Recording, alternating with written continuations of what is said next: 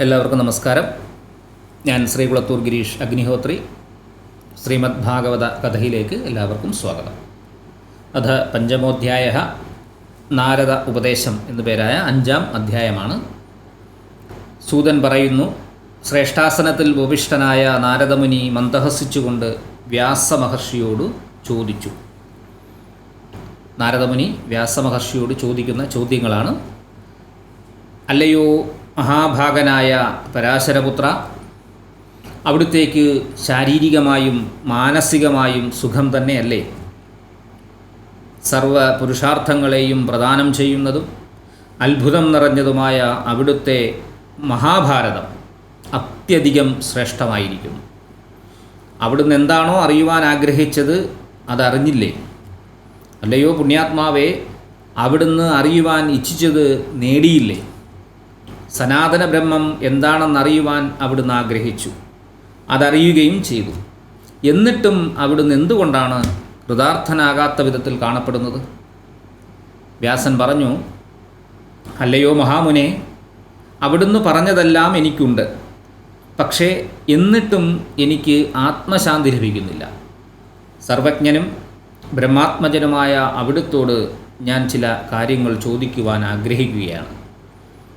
യാതൊരുവനാണോ ത്രിഗുണങ്ങളെ ആശ്രയിച്ച് ഇക്കാണുന്ന സർവവും സൃഷ്ടിക്കുകയും സംരക്ഷിക്കുകയും സംഹരിക്കുകയും ചെയ്യുന്നുവെങ്കിലും യാതൊന്നിലും സംഘമില്ലാത്തവനായിരിക്കുന്നത്, സർവ്വതിൻ്റെയും കാര്യകാരണ നിയന്താവും പുരാണപുരുഷനുമായ ഭഗവാൻ നാരായണനെ അവിടുന്ന് നല്ലതുപോലെ ഉപാസിച്ചിട്ടുണ്ടല്ലോ. അവിടുന്ന് ആദിത്യനെ പോലെ പുറത്തും വായുവിനെ പോലെ അകത്തുമായി ത്രൈലോക്യം മുഴുവനും സഞ്ചരിക്കുന്നവനുമാണല്ലോ. സർവഭൂതങ്ങളുടെയും അകത്തും പുറത്തും ഉള്ളതെന്താണെന്ന് അവിടുത്തേക്ക് നല്ലതുപോലെ അറിയുകയും ചെയ്യാം. കൂടാതെ കാര്യകാരണസ്വരൂപമായ ബ്രഹ്മത്തെ വ്രതാനുഷ്ഠാനം കൊണ്ടും ധർമാചരണം കൊണ്ടും നല്ലതുപോലെ അറിഞ്ഞിട്ടുമുണ്ട്. സർവജ്ഞനായ അവിടുന്ന് തന്നെ എനിക്ക് സംഭവിച്ചിരിക്കുന്ന ന്യൂനത എന്താണെന്ന് ചൂണ്ടിക്കാണിച്ചാലും. നാരദൻ പറഞ്ഞു, അല്ലയോ മുനിവര്യ, ഭഗവാന്റെ നിർമ്മലമായ യശസ്സിനെ സ്പർശിക്കാൻ കഴിഞ്ഞിട്ടില്ലെന്നാണ് ഞാൻ കരുതുന്നത്. ഭഗവാന്റെ യശസ്സിനെ പ്രകീർത്തിക്കാത്ത ഒരു കൃതിയും ഭഗവത് പ്രീതിക്ക് പാത്രമായി തീരുകയില്ല. ധർമ്മം മുതലായ പുരുഷാർത്ഥങ്ങൾക്കു നൽകിയ പ്രാധാന്യം ഭഗവാൻ വാസുദേവൻ്റെ മാഹാത്മ്യം വർണ്ണിക്കുന്നതിന് അവിടുന്ന് നൽകിയില്ല.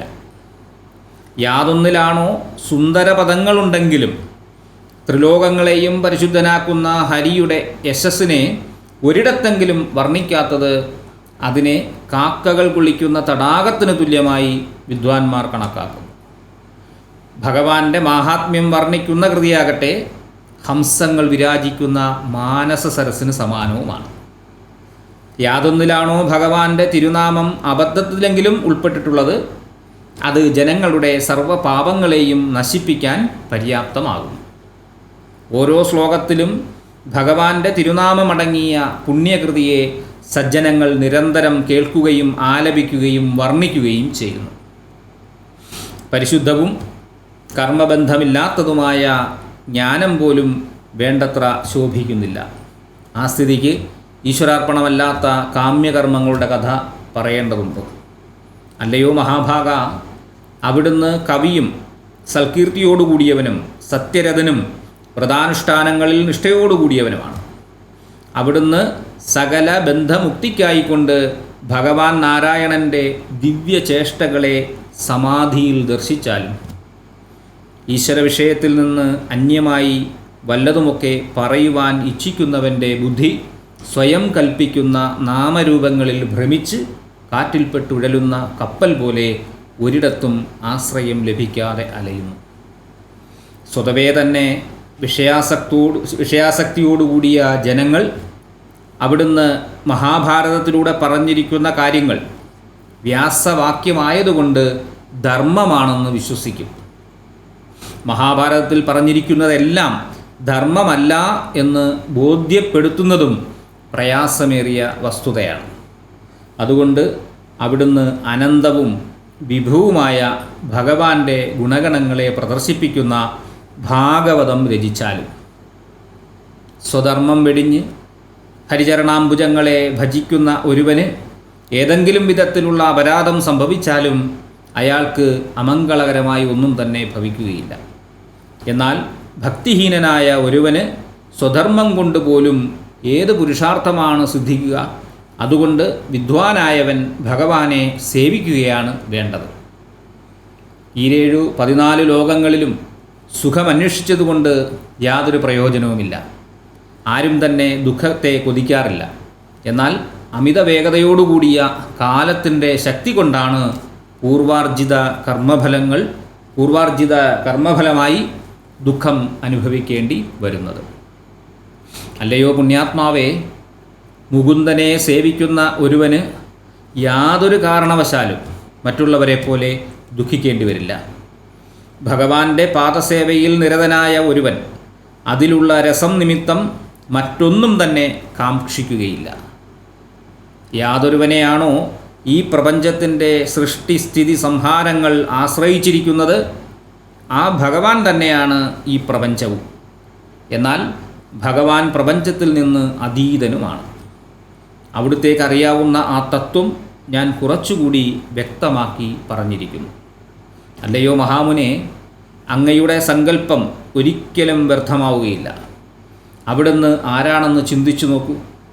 പരമാത്മാവായ ഭഗവാന്റെ കലയും വിശ്വമംഗളത്തിനായി ജനിച്ചവനുമാണ് ഭവാനെന്നറിഞ്ഞാലും ഭഗവാന്റെ ഗുണഗണങ്ങളെ വർണ്ണിക്കുന്നതാണ് മനുഷ്യൻ്റെ തപസ്സിൻ്റെയും ശ്രവണത്തിൻ്റെയും യജ്ഞത്തിൻ്റെയും ശോഭനമായ വാക്കിൻ്റെയും ബുദ്ധിയുടെയും മാനത്തിൻ്റെയും പ്രയോജനമെന്ന് വിദ്വാൻമാർ അഭിപ്രായപ്പെട്ടിരിക്കുന്നു. ഇപ്രകാരം പറഞ്ഞതിന് ശേഷം നാരദൻ തൻ്റെ പൂർവജന്മ വൃത്താന്തം വിവരിക്കുകയാണ്. അല്ലയോ മഹാമുനെ, ഞാൻ കഴിഞ്ഞ ജന്മത്തിൽ വേദജ്ഞരായ മുനിമാരുടെ ദാസിയുടെ പുത്രനായിരുന്നു. മഴക്കാലത്ത് ഒരിടത്ത് വസിക്കുന്ന ആ മുനിമാരെ പരിചരിക്കുന്നതിനുള്ള ഭാഗ്യം എനിക്ക് സിദ്ധിക്കുകയുണ്ടായി. ബാലചാപല്യങ്ങളില്ലാത്തവനും ഇന്ദ്രിയങ്ങളെ കീഴടക്കിയവനും കളികളിൽ വിരക്തനും മിതഭാഷിയും ശുശ്രൂഷാനിരതനുമായ എന്നിൽ അവർക്ക് അതിയായ കാരുണ്യമുണ്ടായിത്തീർന്നു. അവർ പാകം ചെയ്ത പാത്രത്തിൽ ശേഷിക്കുന്നത് എനിക്ക് നൽകും. അതുമൂലം എൻ്റെ ബുദ്ധി പരിശുദ്ധമാവുകയും സൽക്കർമ്മങ്ങളിൽ താൽപ്പര്യം ഉദിക്കുകയും ചെയ്തു. അല്ലയോ മഹാമുനെ, അവർ നിത്യവും കൃഷ്ണകഥകൾ ആലപിക്കാറുണ്ടായിരുന്നു. അതെല്ലാം ശ്രദ്ധയോടുകൂടി കേട്ടതുകൊണ്ട് എനിക്കും ഭഗവാനിൽ ഭക്തി ഉദിച്ചു. ക്രമേണ എൻ്റെ ഭഗവത് ഭക്തി സുസ്ഥിരമായി തീർന്നു. ഈ നശ്വര ശരീരം ബ്രഹ്മത്തിൽ മായയാൽ കൽപ്പിക്കപ്പെട്ടതാണെന്ന് ഞാൻ മനസ്സിലാക്കി.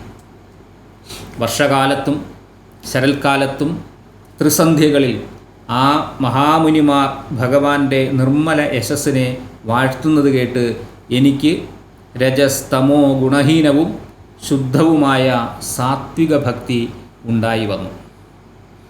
ഇപ്രകാരം ഭഗവാനിൽ അനുരക്തനും വിനയശീലനും പാപഹീനനും ശ്രദ്ധാലുവും ഇന്ദ്രിയ നിഗ്രഹിയും ശുശ്രൂഷാനിരതനുമായ എനിക്ക് ആ മഹാമുനിമാർ യാത്ര പോകുന്ന സമയത്ത് ഭഗവാന്റെ രഹസ്യം നിറഞ്ഞ ജ്ഞാനം ഉപദേശിച്ചു തന്നു. ആ ഉപദേശം കൊണ്ട് ഞാൻ ജഗൽ സൃഷ്ടാവായ വാസുദേവൻ്റെ മായാവൈഭവവും അതിനെ തരണം ചെയ്യുന്നതിനുള്ള ഉപായവും മനസ്സിലാക്കി. ഈശ്വരാർപ്പിതമായ കർമ്മം മാത്രമാണ് താപത്രയത്തിൽ നിന്ന് മുക്തി നൽകുന്ന സിദ്ധൌഷധമെന്ന് ആ മുനിമാർ ഉപദേശിച്ചു തന്നു. രോഗത്തെ ഉണ്ടാക്കുന്ന ദ്രവ്യം അതേ വിധത്തിൽ കഴിച്ചാൽ രോഗശാന്തി ഉണ്ടാവുകയില്ല. എന്നാൽ ചികിത്സാ സമ്പ്രദായത്തിൽ കഴിച്ചാൽ രോഗശാന്തി ലഭിക്കുകയും ചെയ്യും. അതുപോലെ തന്നെ താപത്രയത്തെ ഉണ്ടാക്കുന്ന കർമ്മങ്ങൾ തന്നെ ഈശ്വരാർപ്പിതമായി അനുഷ്ഠിച്ചാൽ സംസാരമുക്തി കൈവരിക്കാം. ഭക്തിയോടുകൂടി ഭഗവത് പ്രീത്യർത്ഥം ചെയ്യുന്ന കർമ്മങ്ങൾ കൊണ്ട് ജ്ഞാനോദയമുണ്ടാകുന്നു.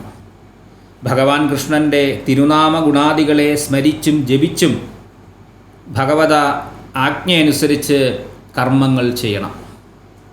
യാതൊരുവനാണോ മൂർത്തിമാനല്ലെങ്കിലും മന്ത്രമാകുന്ന മൂർത്ത സ്വരൂപത്തെ ഭക്താഭീഷ്ടാർത്ഥം സ്വീകരിച്ച ഭഗവാന്റെ വാസുദേവൻ, പ്രദ്യുമ്നൻ, അനിരുദ്ധൻ, സംഘർഷണൻ എന്നീ ചതുർവ്യൂഹങ്ങളെ നമസ്കരിക്കുകയും ധ്യാനിക്കുകയും ചെയ്യുന്നത് അവൻ്റെ ദർശനമാണ് സമ്യക് ദർശനം.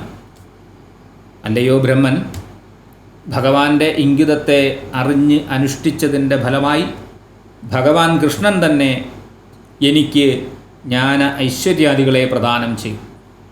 അതുകൊണ്ട് തന്നെ ഞാൻ ധന്യനായിത്തീർന്നു.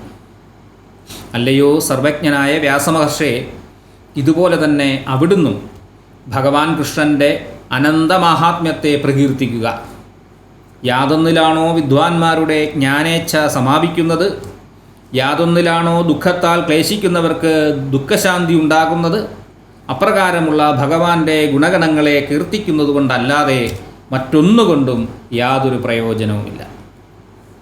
ഇതി ശ്രീമദ്ഭാഗവതേ മഹാപുരാണേ പാരമഹംസ്യാം സംഹിതായാം പ്രഥമസ്കന്ധേ വ്യാസനാരദ സംവാദേ പഞ്ചമോധ്യായ.